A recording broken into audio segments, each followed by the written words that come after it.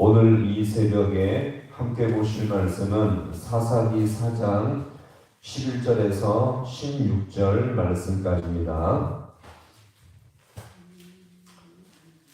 사사기 4장 11절에서 16절 말씀을 한 절씩 교도하겠습니다.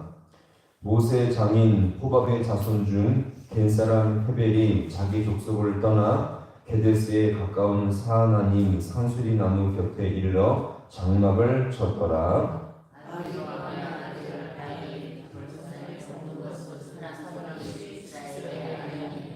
시스라가 모든 병거 곧 철병거 900대와 자기와 함께 있는 모든 백성을 하루셋 학고임에서부터 기손강으로 모은지라.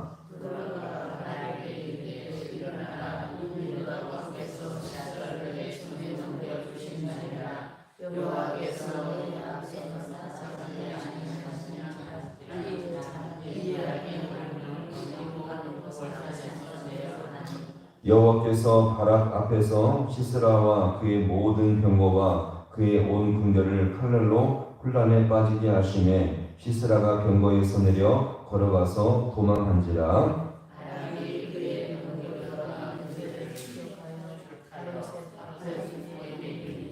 시스라의 온 군대가 다 칼에 엎드려졌고 한 사람도 남은 자가 없었더라. 아멘. 할렐루야. 오늘 이 새벽도 주님의 은혜가 있기를 간절히 소망합니다. 하나님은 여선지자 드보라를 사서로 부르셨고 그런데 그를 직접 전쟁에 참여하지 않으셨습니다. 하나님은 특별히 군대 장관 바락을 통해서 실제 전쟁에 나가서 하나님의 약속을 믿고 싸우게 하셨죠.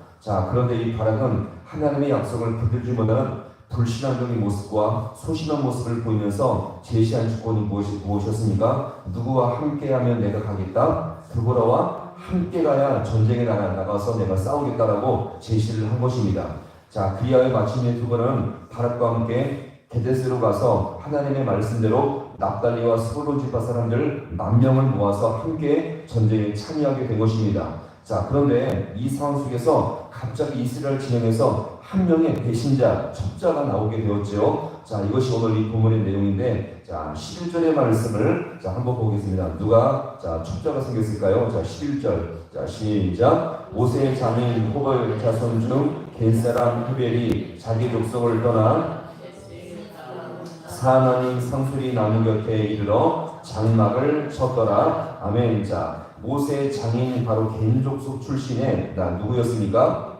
헤벨이라는 사람이 갑자기 마음이 변심이 되어서 민족의 반역자가 된 것입니다. 그래서 그가 어디를 떠났다고요? 자기 족속을 떠났다라고 말하죠. 자기 족속을 떠나 무슨 이유인지 모르겠지만 헤벨은요 자신의 민족 이스라엘을 등지고 하솔람 야빈과 시스라와 손을 잡게 된 것입니다. 다른 말로 민족의 배신자가 된 것이죠. 어떻게 보면 이 헤벨로 인해서 이스라엘 백성의 모든 정보가 다 노출됨으로 말미암아 전쟁 속에서 치명적인 위기와 약점을 여기서 보이게 된 것입니다. 그런데 하나님은 놀라운 섭리가 그 속에 숨어 있었습니다. 뭐냐면 나중에 이 시스라가 전쟁을 할 때 하나님은 심판을 받게 되어졌는데 바로 헤벨의 아내로 인해서 심판을 받는 놀라운 일을 우리가 여기서 보게 되어집니다.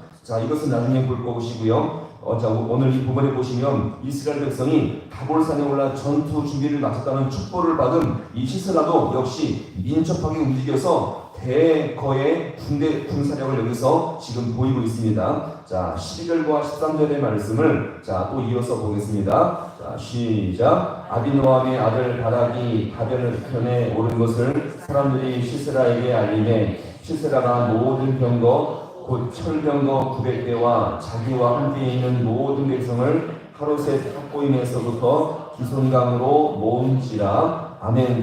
시스라도 지금 이번 전쟁이 어느 때보다 중요하다는 것을 알고서 막중하다는 것을 알고 직감적으로 지금 그도 알아차렸습니다. 그래서 자기 함께 있는 모든 백성을 다 끌어모으고 철병거 몇 대요? 900대의 강력한 군사력을 모은 것입니다. 이렇게 하여 이 시스라가 군대를 모은 것이 기손강인데 강가에서 말을 타고 전쟁한다는 것은 쉽지 않거든요. 그런데 당시 이 기손강은 물줄기가 거의 말라있는 강이라서 병거들이 달리면서 전쟁하기에 딱 좋은 조건이 있습니다. 따라서 이 시스라는 강한 무세력, 강가였지만 거기서 나름대로 이번 전쟁에서 우리가 완전히 이스라엘 백성을 이길 수가 있겠다는 승리의 기대감을 여기서 갖게 된 것입니다. 그런데 아니나 다를까 이스라엘 앞에 보여주는 이 시스라와 그의 군사력은 정말 압도적이고 강력해 보였는데 이것을 보는 이 이스라엘 백성의 진영 군대장관 바라보며 갑자기 두려움과 걱정에 사로잡히게 된 것입니다. 왜요? 그 엄청난 기세에 몰려가지고 아무것도 할 수 없는 무기력한 상태가 여기서 돼버리고 만 것입니다. 자, 바로 이때에 여성기자 두보라가 바락에게 책망하듯이 오늘 이 본문에서 말을 하고 있는 것입니다. 14절은 그냥 권면하듯이 말하는 것이 아니라 지금 이 전쟁 속에서 당신은 뭐하고 있습니까? 책망하듯이 오늘 여기서 말을 하고 있는 것입니다. 자, 14절 한번 볼까요? 자, 같이 보겠습니다. 자, 시작. 두보라가 바락에게 이르되 일어나라. 이는 여호와께서 너의 앞서 나가지 아니하시느냐 하는지라. 이에 바락이 만명을 거느리고 다볼산에서 내려가니 아멘. 자, 그 엄청난 시스라의 군사력 앞에 이 바락은요 아무것도 할 수 없는 이미 전쟁에 패배한 무기력한 상태가 된 것입니다. 이때 이 두보라가 바락에게 뭐라고 말해요? 자, 같이 봅니다. 일어나라. 자, 이것은 뭡니까? 마음을 굳게 하여 전투에 임하라, 이런 말입니다. 이때 바락은요 시스라의 강력한 군사력 앞에 이미 마음과 영혼이 굴복되어서 넘어진 상태가 되어버린 것입니다. 이미 바락은 얼굴과 몸짓에서 뿐만 아니라 마음으로 이미 패배한 상태가 된 것이죠. 여기서 중요한 것은요 이렇게 넘어진 이 심령의 상태인 바락에게 확신 있게 말한 사람이 누구입니까? 두보라였죠. 자, 그러면 이 상태에서 이 그녀는 어떻게 확신 있게 말할 수가 있겠습니까? 지금 이 전쟁에 누가 함께해요? 하나님의 함께하심을 확신했기 때문에 그렇습니다.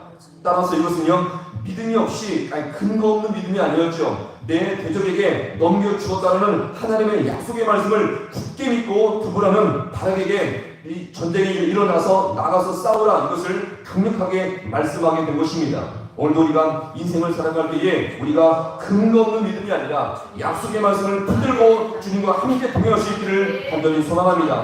하나님의 말씀을 믿고 살아갈 때에 어느 곳에서도 이 두보라와 같이 하나님의 함께 하심을 경험할 수 있기를 간절히 소망합니다.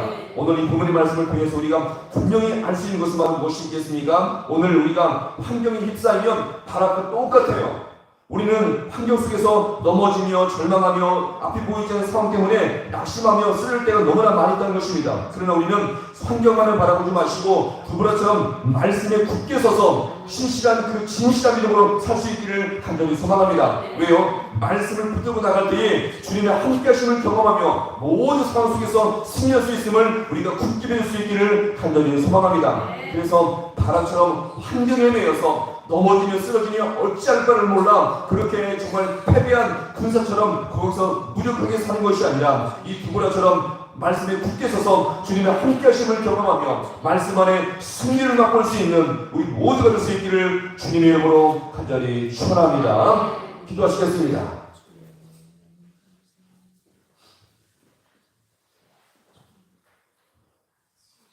하나님 아버지, 오늘 우리의 모습을 다시 한번 말씀을 통해서 돌아봅니다.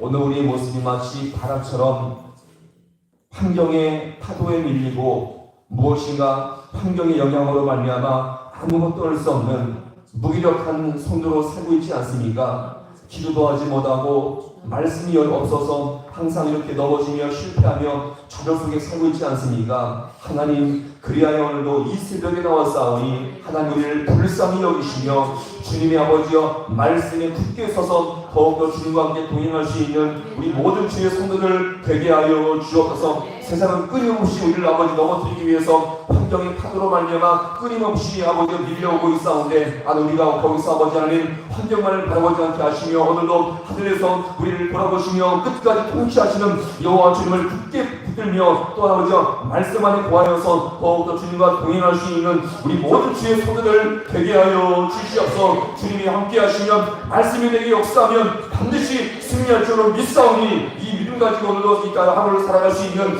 우리 모든 주의 성도들 되게 하여 주옵소서. 모든 것 주님 앞에 간절히 바라고 예수님의 이름으로 기도하옵나이다. 아멘.